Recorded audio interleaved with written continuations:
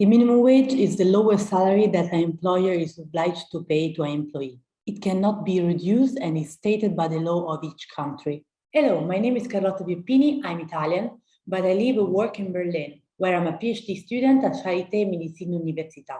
And today I want to discuss with you a topic that is particularly interesting to me. As I was telling you, I'm Italian, more concretely from Rome. And by growing up there and working as a waitress, I noticed something that really upset me. Doing the same job, my salary was half my friend from north of Italy and double compared to my friend from the south of the same country. This is because Italy doesn't have a statutory minimum wage. Indeed, this is a really useful tool that assures worker protection, but also aim to overcome poverty and reduce inequality in the work environment.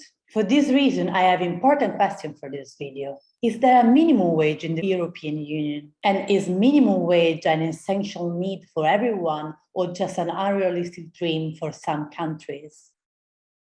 In 2017, the European Pillar of Social Rights was proclaimed by the European institution, committing them to ensure an adequate salary and decent living standards for all workers. In the following years, a proposal for an EU directive for an adequate minimum wage was made.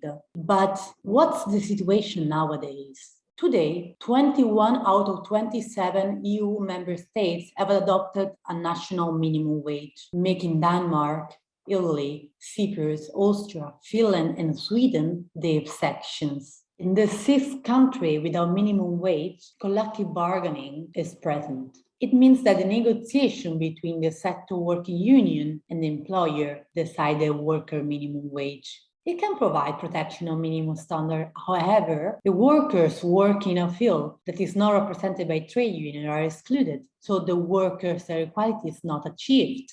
The majority of EU countries have a statutory minimum wage based on 20 principles of the European Pillar of Social Rights. They want to assure equal opportunity and access to labor market, fair working conditions, social protection, and inclusion. The main challenge is to adapt the minimum wage according to the multiple situations that a country is facing, as well as climate change, inflation, or COVID-19.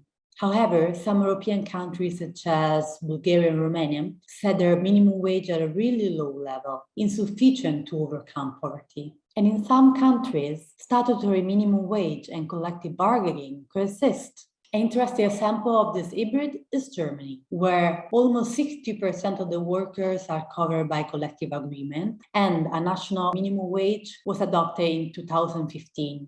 In the end, it's clear how the minimum wage European regulations that are now present in Europe don't assure equality between the different countries. In fact, the minimum wage is a really useful tool. However, to be efficient, it should be used as support and supplement of social and employment policies. An essential step toward equality is for sure the request of European minimum wage policy, whose fundamental aim is to guarantee every worker in Europe an equitable wage. The main aim is not to have a European-wide uniformity, but to have a minimum wage as calculation of a certain percentage of the national median or average wage. This better coordination of wages in Europe could stabilize domestic demand and prevent deflationary developments. To conclude, at the moment, a European equitable minimum wage sounds sometimes as an unrealistic dream, but the new European Commission has already taken many initiatives and commitments to achieve this goal in the next decade.